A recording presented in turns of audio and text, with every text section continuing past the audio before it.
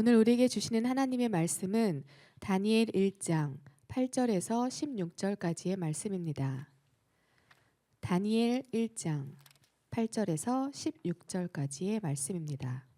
제가 가진 성경책 구약 성경 1231쪽에 있습니다. 봉독하겠습니다. 다니엘은 뜻을 정하여 왕의 음식과 그가 마시는 포도주로 자기를 더럽히지 아니하리라 하고 자기를 더럽히지 아니하도록 환관장에게 구하니 하나님이 다니엘로 하여금 환관장에게 은혜와 긍휼을 얻게 하신지라. 환관장이 다니엘에게 이르되 내 주 왕을 두려워하노라. 그가 너희 먹을 것과 너희 마실 것을 지정하셨거늘 너희 얼굴이 초췌하여 같은 또래의 소년들만 못한 것을 그가 보게 할 것이 무엇이냐. 그렇게 되면 너희 때문에 내 머리가 왕 앞에서 위태롭게 되리라 하니라.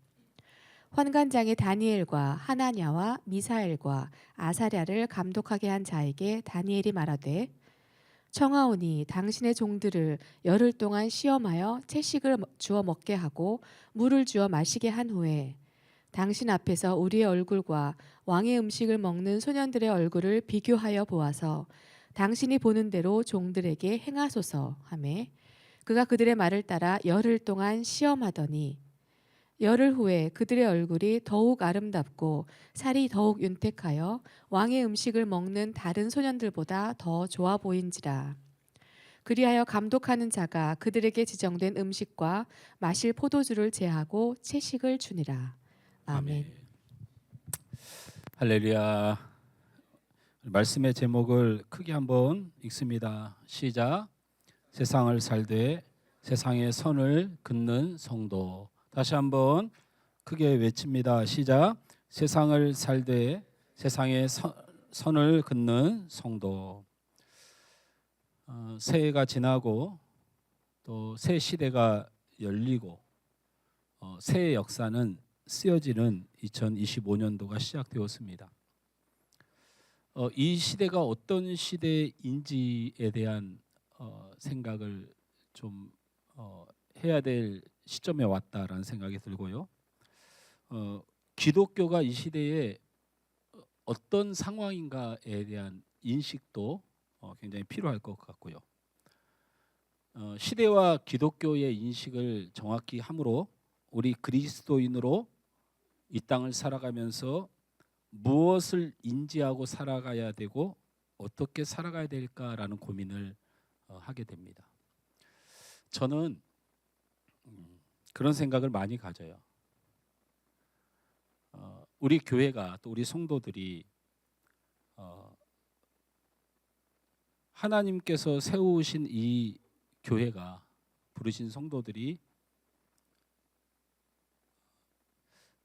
복음 앞에서 조금 정확하게 세상을 살아가야 된다라는 생각을 많이 하는 거죠.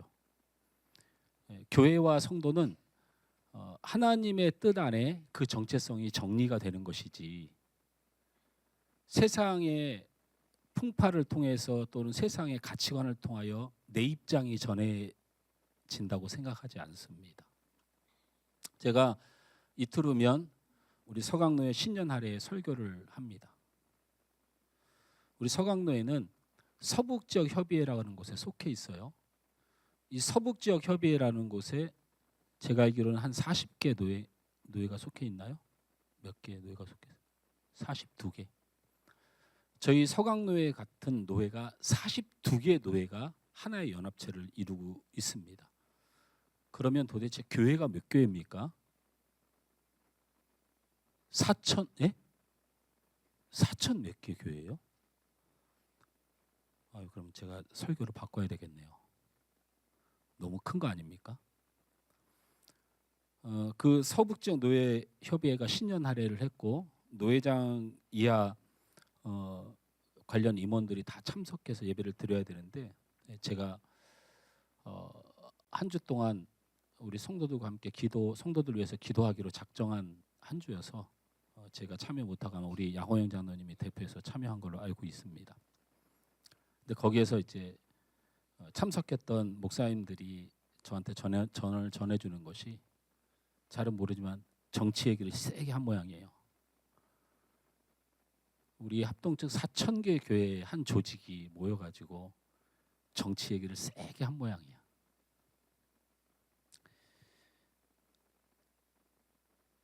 지금 이 시대를 우리가 흔히들 포스트 크리스텐덤이라고 하는 시대를 살고 있다 이렇게 표현하거든요.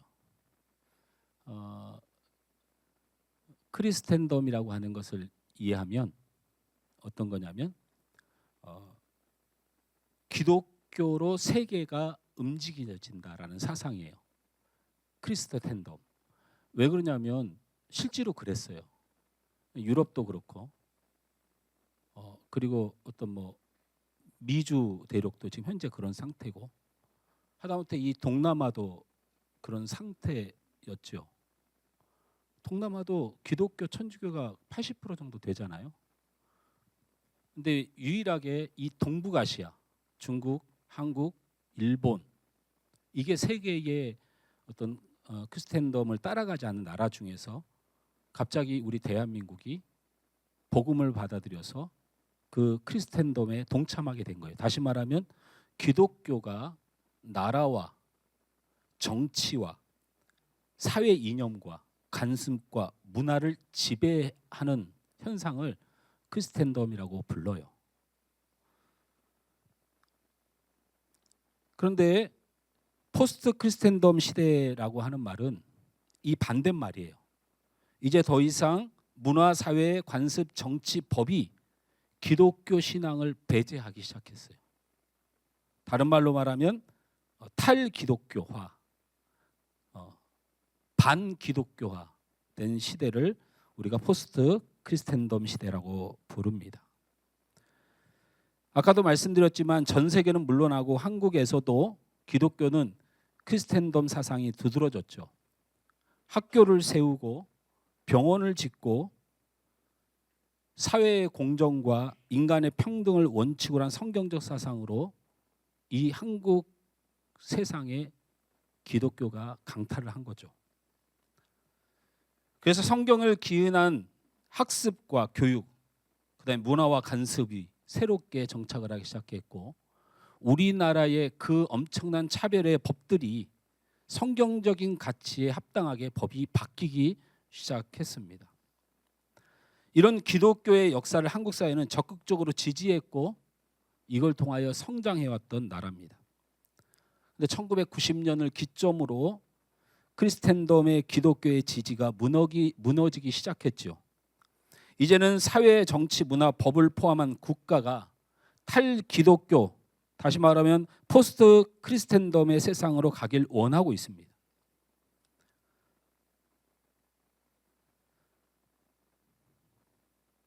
저는 그런 세상이 되어가는 것은 알았지만 이렇게 빠르게 이렇게 심각하게 탈기독교와 반기독교를 세상이 만들어질 줄은 상상을 못했습니다. 상상을 하지 못했어요.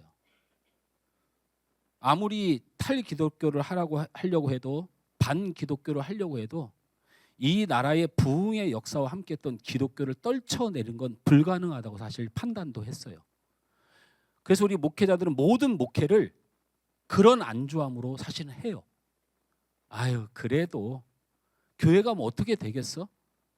아유 그래도 기독교가 어떻게 되겠어? 이런 사상이 우리 안에 있었다니까요.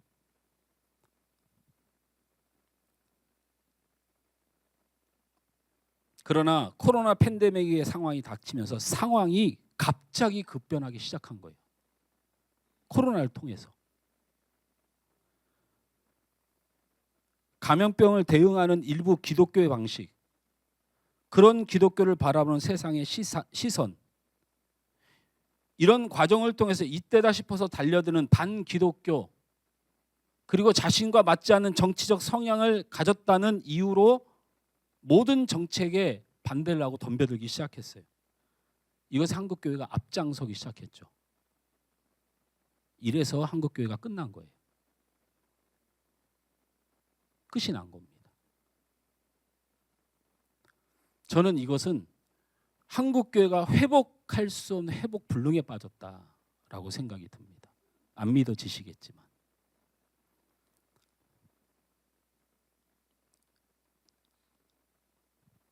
지금 일어나는 국가의 정치적 위기와 그리고 국가의 재앙 속에서 일부 교회와 목사들이 좌우를 선동하고 정치 목사들의 폐악질이 난무하고 무항공항의 참사를 하나님의 뜻이라느니 좌파의 동네에 벌을 내린 거냐는 이런 말을 한국단에서 서슴없이 내뱉는,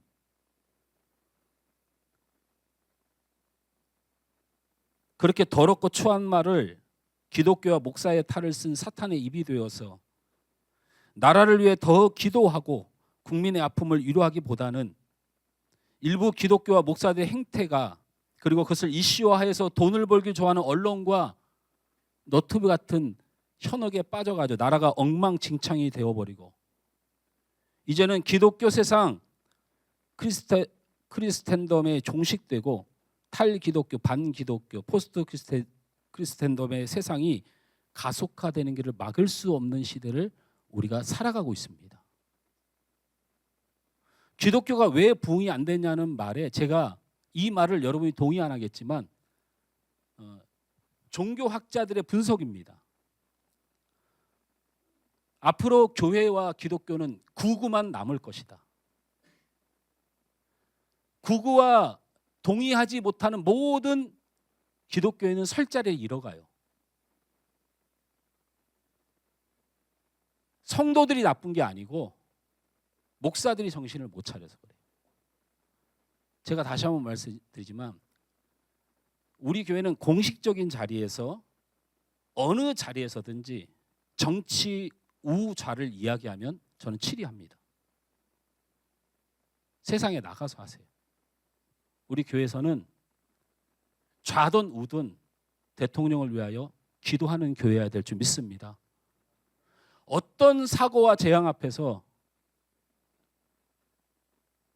자신의 입장에 대하여 함부로 말하지 않는 성도와 교회가 돼야 돼요. 경상도에서 비행기가 떨어졌든 전라도에서 비행기가 떨어졌든 그 슬픔은 우리들의 눈물이 돼야 돼요. 어디 함부로 입을 그렇게 놀립니까? 무엇이 그들을 그렇게 괴물로 만들었다고 생각하세요? 아직도 크리스텐덤의 세상이란 착각에 빠져 있는 겁니다.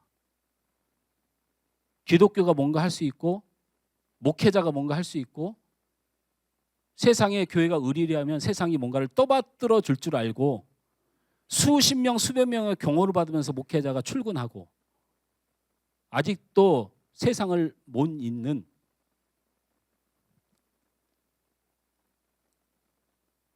목사라고 해서 어디 식당에서 밥 한 공기 더 주는 게 아니고 목사라고 해서 재수가 없다고 생각하는 세대를 만난 걸 아직도 파악을 못하고 있는 거예요. 기독교의 나라의 시대는 지나갔고 기독교의 가치를 전혀 인정하지 않는 시대가 도래한 것을 알아야 돼요. 성경의 메시지를 아무리 전해도 여러분, 제가 조금 속된 말로 말하자면 천사가 내려와서 복음을 전해도 예수 안 믿습니다, 사람들. 여러분, 우리가 그런 시대를 만났어요.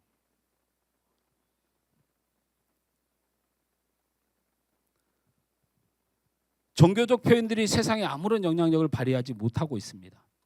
마치 이스라엘이 바벨론의 포로로 끌려가 더 이상 율법대로 하나님의 뜻대로 살 수 없는 것처럼 낯선 세상 속에서 완전히 새로운 방식으로 살아내야 되는 것처럼 오늘 성경에 이스라엘이 바벨론의 점령을 받아서 아무것도 할 수 없는 신앙의 삶을 살아야 되는 세대를 우리가 맞았다는 것입니다.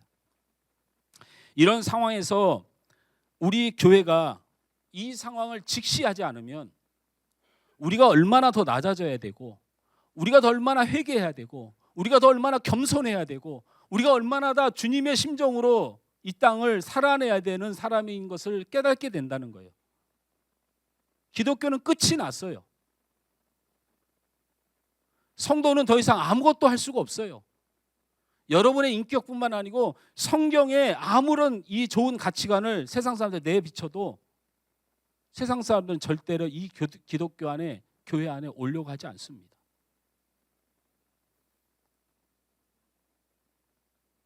우리가 몸부림을 쳤지요. 성경이 안 되니 사람으로라 또 어떻게 해보자. 관계 전도를 시작했지요.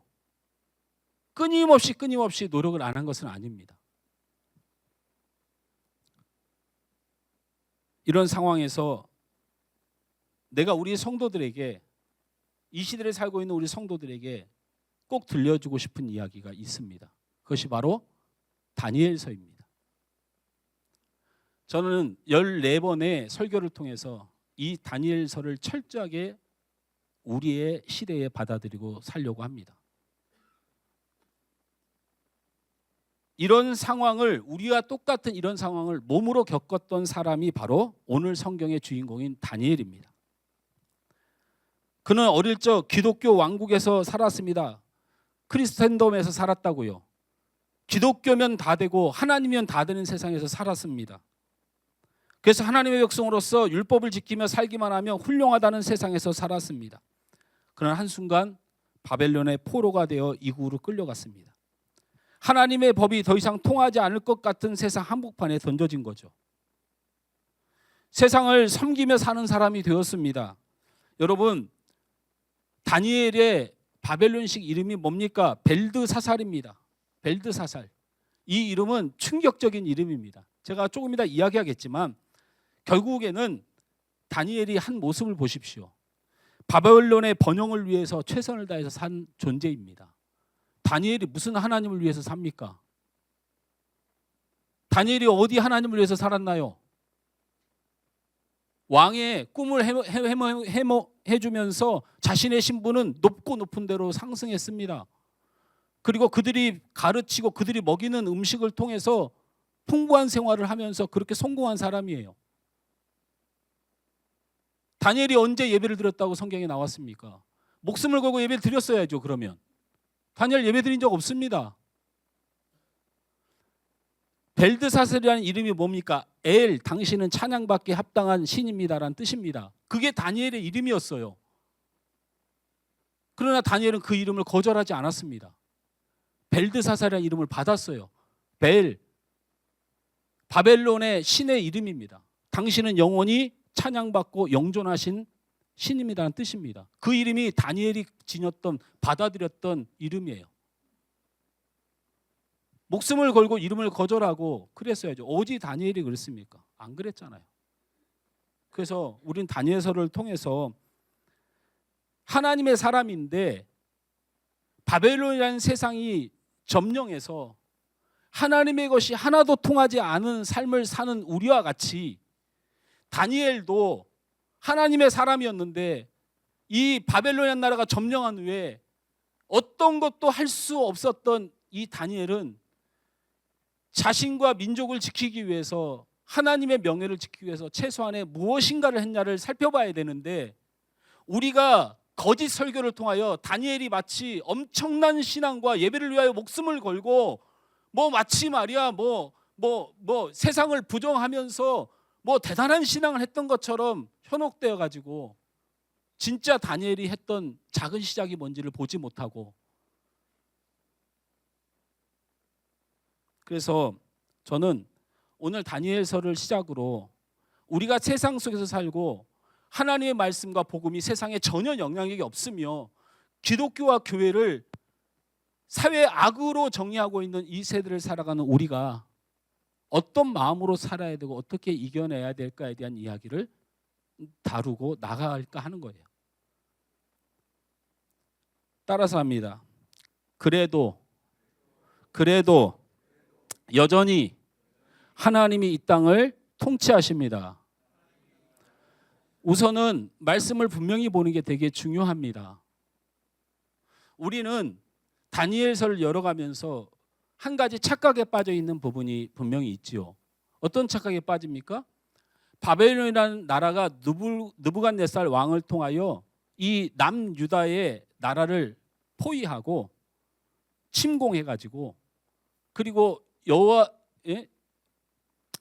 여호야김이라고 하는 왕을 포로로 데려가고 성전을 침탈해서 성전의 그릇들을 자신의 신전으로 다 가져갔다, 이렇게 알고 있습니다. 그게 바벨론의 힘이고 그게 느부갓네살 왕의 힘이라고 우리는 생각하고 있습니다. 그런데 전혀 성경은 그렇게 말하지 않습니다. 그러니까 시작부터 생각이 잘못돼요. 말씀이 제가 읽어드립니다. 제가 오늘은 PPT를 아예 준비하지 말라고 그랬어요. 제가 읽어드릴 테니까 들어보세요. 다니엘서 1장 1절부터 시작이 이렇게 됩니다. 유다 왕 여호야김이 다스린 지 3년이 되는 해에 바벨론 왕 느부갓네살이 예루살렘에 이르러 성을 에워쌌더니 주께서 유다 왕 여호야김과 하나님의 전 그릇 얼마를 그의 손에 넘김에 그가 그것을 가지고 신할 땅 자기 신들의 신전에 가져가서 그 신들의 보물 창고에 두었더라. 아멘. 이 말씀을 통하여 우리가 확인할 수 있는 게 뭡니까? 느부갓네살 왕이 여호야김 왕과 그리고 성전을 침탈하는 능력을 지녔습니까? 아니면 하나님이 여호야김 왕과 성전의 그릇들을 느부갓네살 왕에게 넘겼습니까? 봐요. 멍하니 들면 이게 갑자기 무슨 말인지 모르잖아요. 다시 말합니다. 여호야김과 성전의 그릇들을 느부갓네살 왕이 침탈한 겁니까? 아니면 여호야김과 성전의 그릇을 하나님께서 느부갓네살에게 넘긴 겁니까? 예, 성경은 분명히 뭐라고 말합니까? 주께서 유다 왕 여호야김과 하나님의 전 그릇 얼마를 그의 손에 넘기매라고 기록되어 있습니다. 우리 이 말씀을 다니엘서의 핵심으로 봐야 됩니다. 그러면 왜 성전의 그릇을 가져갔을까요? 전쟁에서 이스라엘이 지게 되면 고대 전쟁에서는 이스라엘이라는 나라도 망했고 신도 망했다라고 하는 의지로 그들이 고대의 왕국의 그 제사라든지 신을 섬기는 모든 상징된 것들을 자기네 나라로 가져가서 자기 나라의 신전에 그것을 귀속시키는 관습이 있었어요. 그러니까 이 느부갓네살 왕은 왕을 데려가고 성전의 그릇들을 가져옴으로써 유다라는 나라도 멸망을 했고 하나님도 멸망했다고 규정했지만 성경은 뭐라고 얘기하냐면 주께서 유다를 멸망시키고 주께서 하나님의 성전의 집기들을 이방의 신의 성전으로 옮겼다, 이렇게 기록하고 있다는 것입니다. 한때는 한국교회가 1000만 성도, 1200만 성도를 외치고 국민의 25%가 기독교인이라고 자랑했습니다. 그러나 공식 통계청 조사 결과 기독교는 800만 정도로 추정하지만 우리 교단에서는 200만 정도의 이단에 속한 교회를 제외하면 600만 정도로 파악을 하고 있고, 이 중에서 출석하지 않은 성도가 100만 정도가 되어서 실제로 주일날 예배를 해야 된다고 생각하고 교회에 속한 성도는 500만 정도로 파악이 되는 충격적인 결과가 2024년도 결과입니다. 이제 한국 교회는 한국 사회의 다수가 아닙니다. 그 영향력이 없다는 얘기입니다. 교회가 이렇게 약해진 것, 우리는 무의식 중에 하나님이 약해졌다고 생각할 수도 있습니다. 그러나 사랑하는 성도 여러분, 유다의 멸망을 하나님이 허락하시고 성전의 회파를 하나님이 허락하셨어요. 하나님이 통치하고 있다는 증거를 마음에 새기셔야 됩니다. 이 나라가 비록 기독교가 몰락하고 있고 세상에 교회가 밟히고 있고 그리스도의 이름이 사람들에게 구역질이 나는 이름이 되어져 가고 있지만 저는 이게 하나님의 통치라고 믿습니다. 하나님께서 그렇게 넘기신 거라고 저는 믿고 있다라는 거예요.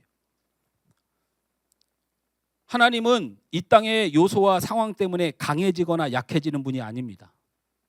유다의 운명과 성전의 몰락은 바벨론의 힘이 강하거나 유다의 힘이 약해서 벌어진 일이 아닙니다. 하나님의 뜻과 계획이 있어서 유다를 세상 가운데 넘기신 하나님인 것을 믿으셔야 됩니다. 저는 그거 아니면 살 길이 없어요. 지금 제 심정이 그래요.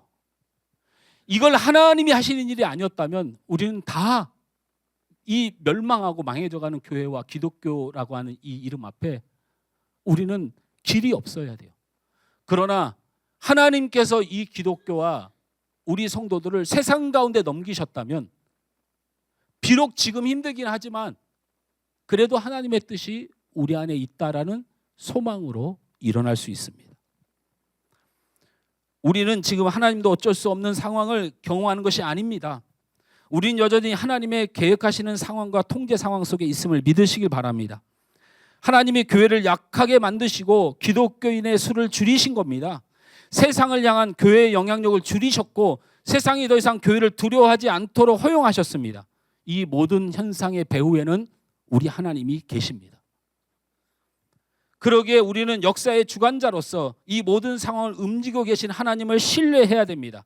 하나님이 허용하신 상황 속에서 그분이 원하시는, 우리에게 원하시는 최선이 무엇인지를 반드시 찾아내야 됩니다. 다니엘서 1장 3절에서 4절 말씀에 왕이 환관장 아스부나스에게 말하여 이스라엘 자손 중에서 왕족과 귀족과 몇 사람 곧 흠이 없고 용모가 아름다우며 모든 지혜를 통찰하며 지식에 통찰하며 학문에 익숙하여 왕궁에 설 만한 소년을 데려오게 하였고 그들에게 갈대아 사람의 학문과 언어를 가르치게 하였고라고 말씀했어요. 바벨론이, 세상이 기독교 안에, 기독교인의 삶에 하나님이 없는 줄 알면 이렇게 세상 것으로 막 밀고 들어오는 거예요. 남유다의 왕족과 귀족 중에 몇 사람을 뽑습니다. 바벨론이 이스라엘을 멸망시켰다고 생각하기 때문에 그 왕족과 귀족들은 자신의 신분을 잃어버리고 패망한 나라의 왕족이면 뭐하고 패망한 나라의 귀족이면 뭐하냐는 생각을 가지고 있을 때 바벨론 나라에서 머리를 쓴 거죠. 그 왕족들을 데려다가 바벨론의 학문과 언어를 가르치고 그 문을 따르게 하고 나라의 교육, 문화, 언어를 바꾸어서 영원히 유다라고 하는 하나님의 통치가 아닌 바벨론이라고 하는 세상의 통치를 이루어내려고 계략을 세운 거죠. 우리나라는 묘하게도 이런 경험을 했던 나라입니다. 일제강점기에 이런 일이 있었죠. 일본의 언어, 학문, 문화를 교육하여 우리 한국의 언어와 문화를 말살시켜 일본의 나라가 되려고 시도했던 경험을 한 나라입니다. 그리고 또 한 가지는 그런 일을 협력하고 잘하면 호화로운 삶을 보장받고 기름진 음식을 제공받고 높은 지위를 주어 상류 사회의 일원이 되도록 이 일제가 우리를 그렇게 시도한 겁니다. 그래서 저도 부끄러운 얘기지만 우리나라에 신사참배를 반대했던 교회들은 다 몰락을 지금 한국 교회에 신사참배를 했던 나라들만 대형 교회가 되어가지고 있어요. 이거 통탄할 일을 어떻게 할 겁니까? 이 거짓되고 죄악된 이 모습을 성도들이 아는 사람이 하나도 없어요. 그런 세상을 우리가 살아가고 있잖아요. 그래서 제공되었던 생명과 부귀영화가 기름진 것들과 이런 것들을 통해서 얻어지는 삶의 향락을 통하여 결국에는 이 한국교회가 흔들리게 되었던 거죠. 이와 마찬가지로 바로 바벨론이라는 나라가 남유다인 하나님의 나라를 침공하면서 그들에게 교육과 언어와 문화를 바벨론의 것으로 바꾸고 너희들이 이것을 따르기만 하면 너희들은 기름진 음식과 호화로운 생활과 높은 지위를 누릴 수 있다는 유혹을 쏟아내기 시작한 거예요.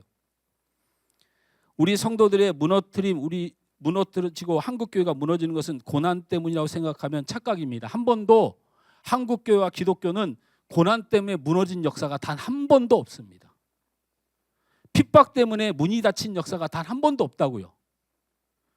우리 한국교회와 그리고 기독교가 무너진 최고의 적은 바로 이 풍성함과 유혹으로 인하여 세상의 향락으로 인하여 이것을 교회가 받아들이고 기독교인이 받아들임으로 망가지게 된 것입니다. 겉으로는 축복처럼 보이지만 성도의 정체성을 심각하게 망가뜨리는 무기는 바로 이 세상의 유혹으로 우리를 무너뜨렸던 것이죠. 다니엘과 세 친구는 지금 그 엄청난 유혹 앞에 서 있는 것이고 3년간 국비 장학생으로 특별 대우를 받았습니다. 그 다음에 고액의 연봉이 보장된 안정된 직장을 제공받는 유혹을 당했습니다. 이 유혹 앞에서 다니엘과 세 친구는 어떤 반응을 했는가? 이 사실은 우리가 이 시대를 살아가는 기독교인으로서 우리는 어떻게 이 세상의 유혹과 점령 앞에 반응해야 되는가에 대한 말씀을 생각을 정리를 해야 되는 것이죠. 따라서 합니다. 세상 속에서 살되 세상과 선을 그읍시다. 이 얘기가 무슨 얘기인지 함께 좀 더 나눠보겠습니다. 요즘 기독교를 바라보는 사회의 시선은 싸늘함을 넘어 적대적이기까지 합니다. 코로나 때에 교회 다니는 사람에 대한 직장 내 괴롭힘이 참 많았죠. 직종에 따라서는 해고도 했습니다. 부당한 해고라고 내가 왜 교회를 다님으로 직장을 해고당했냐고 법적으로 항의를 했지만 법원에서 팬데믹을 따르지 않는 어떤 종교도 그래서 사회에 부작용을 일으키는 사람에 대하여 회사는 회사의 앞날을 위해서 처벌할 수 있다고 판정을 내렸습니다. 코로나 때가 아니더라도 일터에서나 식사 시간에 잠깐 기도로 지적받는 사람들도 많이 있었다고 얘기를 들었습니다. 전도는커녕 기독교 신앙을 지키기도 정말 어려운 시대입니다. 우리는 이런 상황에 처한 사람이 상담을 해온다면 어떤 조언을 할 수 있을까요? 교회 다닌 것으로 피해를 당하고 신앙생활을 하는 것으로 차별을 당하고 그러한 사람이 우리에게 도움을 요청하고 어떻게 해야 되냐고 물으면 우리는 어떻게 답을 할까요? 실제로 직장 때문에 신앙 양심에 어긋난 일 때문에 사표를 던지고 나오는 분들도 있습니다. 주일 성수가 가능한 직장을 찾아서 다니던 직장을 그만두는 분들도 저는 보았고, 그리고 참 대단한 목사님들도 보았습니다. 그런 직장 다 때려쳐. 당장 문 닫아. 교회를 비판하고 기도도 못하게 하고 신학을 억압하는데 때리치고 나와야지. 그게 믿음이지. 하나님께서 알아서 하시지. 저는 이렇게 담대하게 말하는 목사님들 사실은 되게 존경스럽습니다. 그러면 저는 어떻게 했나요? 여러분, 저는 어떻게 했나요? 저는 여러분에게 어떻게 했습니까? 저는 아주 싹군입니다. 주일날 우리 성도 중에 직장에서 시험 보는 친구들 시험 잘 보라고 했습니다. 저는.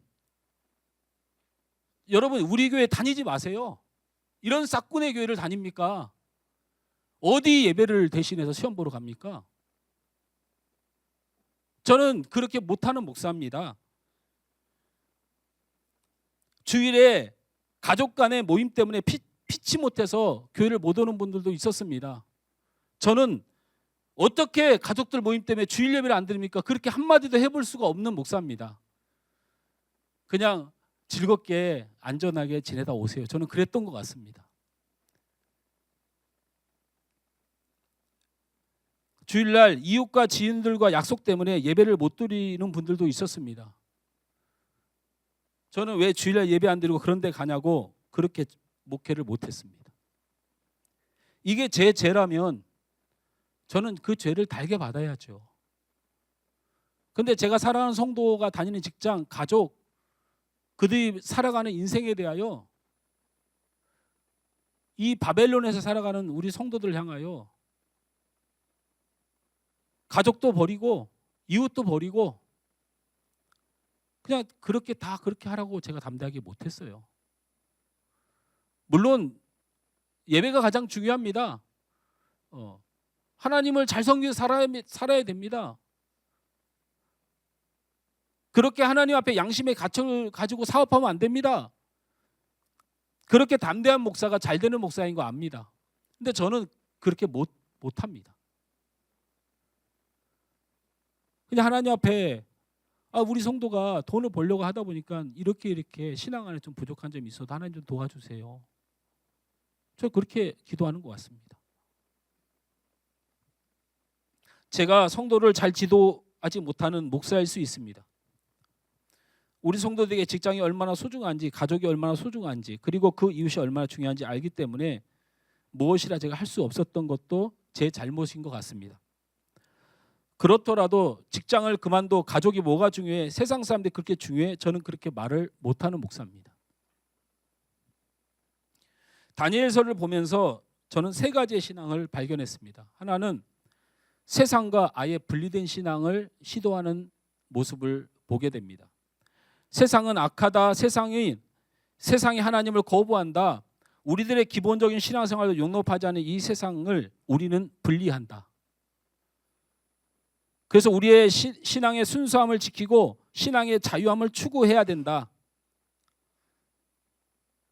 여러분, 제가 감히 말씀드리지만 교회와 세상을 구분하거나 교회가 가정을 공격하거나 교회가 직장을 공격하거나 교회가 이웃을 공격하면 거기는 교회가 아닙니다. 우리 성도들은 정확한 균형 감각을 가지셔야 되기 바랍니다. 제가 왜 대학 선교회라든지 외부 선교 활동을 목사 허락받고 하라고 얘기하냐면 우리의 순수하고 우리의 신앙은 특별하여지고 분리되어야 된다고 주장하는 주장은 성경적이 아닙니다. 우리 예수님은 이 세상의 죄인과 연약한 자들, 사랑하는 자들 위하여 십자가에 죽으신 분이지 바리새인과 율법사들의 그 잘남의 똑똑함에 우리 예수님의 십자가의 가치가 있는 게 아니니 세상과 분리하려고 하는, 차라리 우리가 이렇게 세상에서 망해가는 게 맞습니다. 진심으로 제가 드리는 말씀입니다. 우리가 세상 속에서 복음을 전하다가 순교하는 것이고 우리가 세상 속에서 기독교인으로 살면서 우리가 고난을 당하는 게 맞지. 세상이 불편하고 가정이 불편하고 남편이 예수 안 믿고 이래서 그냥 우리끼리 이건 성경적 가치도 아니고 이런 고로 교회 중심이거나 성경 중심이지 않은 모든 신앙의 행동들을 하는 모든 단체에 대해서 저는 강력히 경고하고 그거는 이단에 가깝고 주님의 뜻에 합당하지 않다고 신앙과 삶을 분리하려는 시도를 하지 말아야 됩니다. 두 번째로 반대로 신앙을 포기하고 세상 속으로 들어가 버리는, 세상과 하나가 된다는 말은 비추는데 그냥 내가 그렇게 살아가면 하나님이 나와 함께 하시겠지 막연한 생각 때문에 그냥 세상 속으로 파묻혀 버리는 사람들이 있습니다.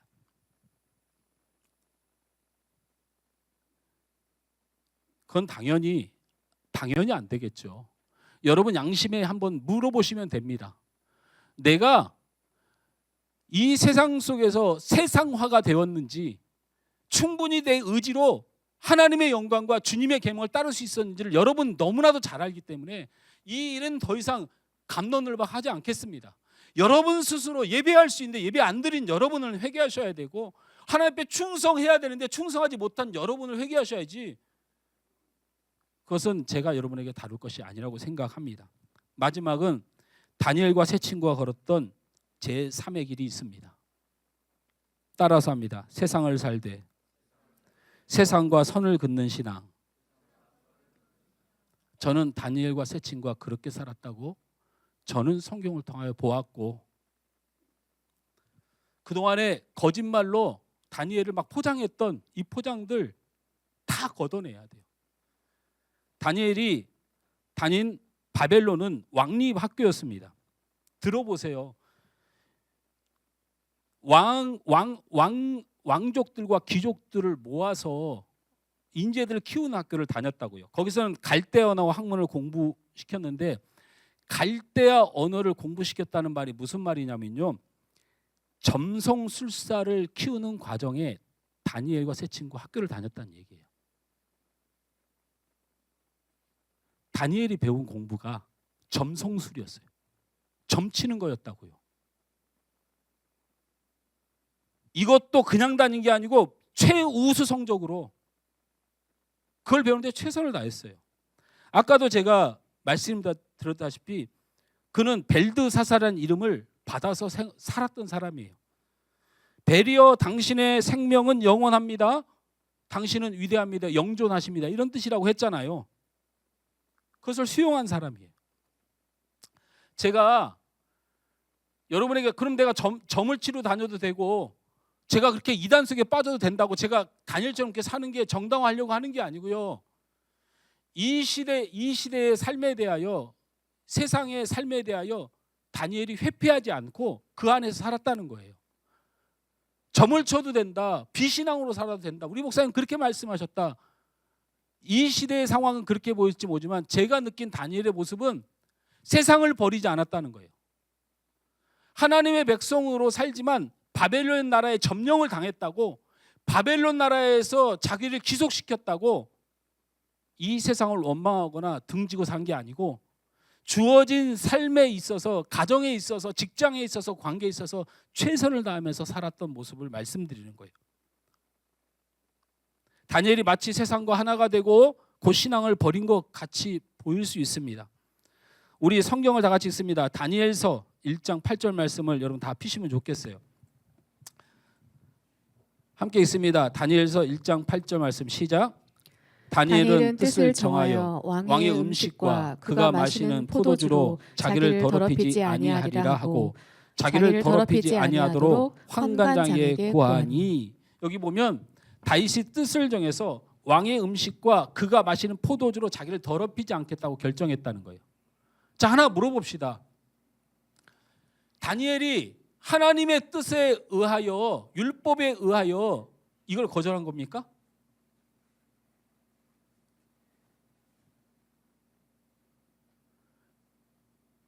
왕이 정한 음식과 포도주를 거절했어요. 자신이 그걸 통하여 더럽히지 않겠다고 결정한 거죠.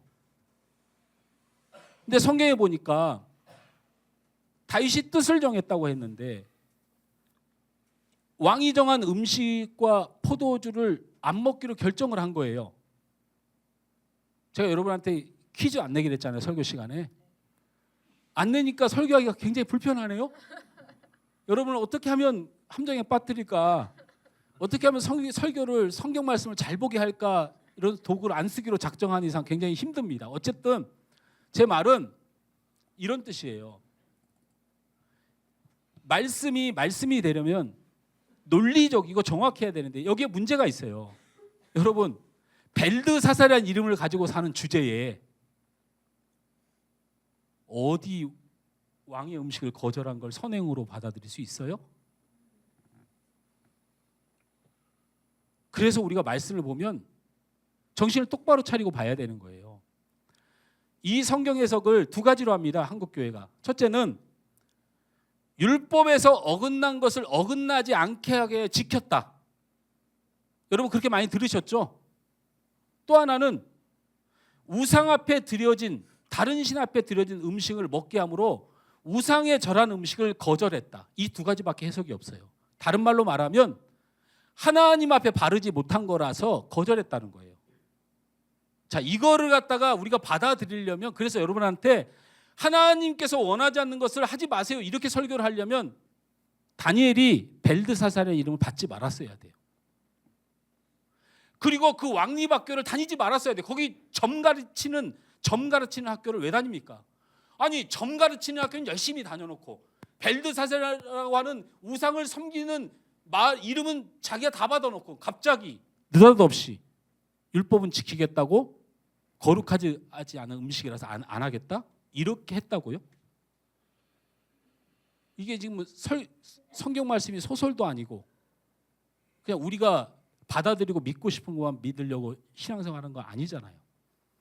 여러분, 왜 다니엘서 1장 8절에 자기의 행동이 다니엘은 뜻을 정하여라고 기록했는지를 우리는 유의해야 돼요. 다니엘이 이렇게 얘기한 거예요.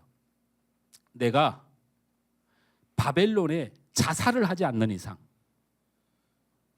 이 땅에서는 율법대로도 살 수 없고, 그리고 내가 어떻게 할 수 있는 방법이 없어요. 이름을 주어도 살아가는 방법이 어쩔 수 없이 받았지만 다니엘이 딱 하나 선을 그은 게 있어요. 그게 다니엘이 뜻을 정한 게 뭐냐면, 내가 최소한 왕의 권력이나 그리고 왕이 주는 음식으로 배부르고 싶어서 이 땅을 살고 있는 것은 아닌 것을 꼭 보여주고 싶었어요. 제 말이 무슨 말인지 알아요? 다니엘의 눈물을 보셔야 돼요. 아니, 이방신을 찬양하는 이름을 받고 하나님을 묵도하는 율법이 아닌 점성술을 배우면서 그가 얼마나 세상에서 고통받았을까. 근데 다니엘이 마지막 자존심을 지킨 게 뭐냐면, 나는 왕의 힘을 빌려서 세상에서 성공하고 싶지 않고 왕이 주는 기름진 음식으로 잘 먹고 잘 살기 위해서 세상을 살고 싶지 않다. 나는 오직 하나님께서 내 삶에 은혜를 주시길 원한다라는 의지로 자기의 살아가는 세상에서 최소한의 내가 무너질 수 없는 신앙의 선을 분명히 그었던 거예요. 내가 세상 성공을 위해서 나 잘 먹고 잘 살기 위해서 세상 살지 않는다. 하나님을 사랑하고 하나님이 나를 지켜주시는 믿음 안에서 살지, 내가 너희들 때문에 잘 사는 사람은 아니라는 세상을 살되 세상에 분명히 선을 긋고 살아가는 이 다니엘을 봐야 되는 겁니다. 여러분이 두리뭉실하게 느껴질 수 있습니다. 제 말이 어떻게 살라는 거야? 라고 느껴질 수 있는데요. 여러분, 하나님의 자존심을 지켜가며 그것만은 지켜가며 세상의 방법이, 세상의 역사가 나를 행복해 줄 거라는 기대를 버리고 내가 이 세상에 잘 먹고 잘 사는 그 유일한 낙으로 사는 모든 가치관을 버리고, 비록 우리가 세상에 살지만 하나님 앞에 주님이 원하심을 따라 내가 지킬 신앙은 분명히 지켜가며 선을 그어서 나중에 이 유다가 주님의 나라가 되는 일에 이 다니엘의 신앙 고백이 일조를 한 거잖아요. 우리 한국교회에 유일하게 소망이 있다면 바로 그 일이라고 생각해요. 이 제3의 길이 하나님의 기쁨이 안 됐을까요? 됐을까요? 왕립학교도 다니고 벨드사살이라는 이름을 받았으니 쳐 죽여야 시원찮은데, 나는 왕을 의지하지 않고 내가 비록 이 세상에 살지만 제가 먹고 사는 위하여 살지 않고 하나님의 영광을 위하여 살고 싶다고 하는 실행하지도 못하는 이 소원을 가졌던 다니엘이에요. 다니엘은 아무것도 할 수가 없었어요. 그래서 성경에서 그 소원만 가졌더니 어떻게 하셨습니까? 제가 1장에 나타난 것만 읽어드릴게요. 1장 9절에 하나님이 다니엘로 하여금 환관장에게 은혜와 긍휼을 얻게 하신지라. 1장 15절에 열흘 후에 그들의 얼굴이 더욱 아름답고 살이 더욱 윤택하여 왕의 음식을 먹는 다른 소년들보다 더 좋아 보인지라. 다니엘서 1장 17절 하나님이 이 네 소년에게 학문을 주시고 모든 서적을 깨닫게 하시고 지혜를 주셨으니 다니엘은 또 모든 환상과 꿈을 깨달아 알더라. 다니엘서 1장 20절 말씀, 왕이 그들에게 모든 일을 묻는 중에 그 지혜와 총명이 온 나라 박수와 술객보다 10배나 나은 줄을 아니라. 여러분, 마음만 먹었더니 그렇게 살아간 건 2장 후의 얘기예요.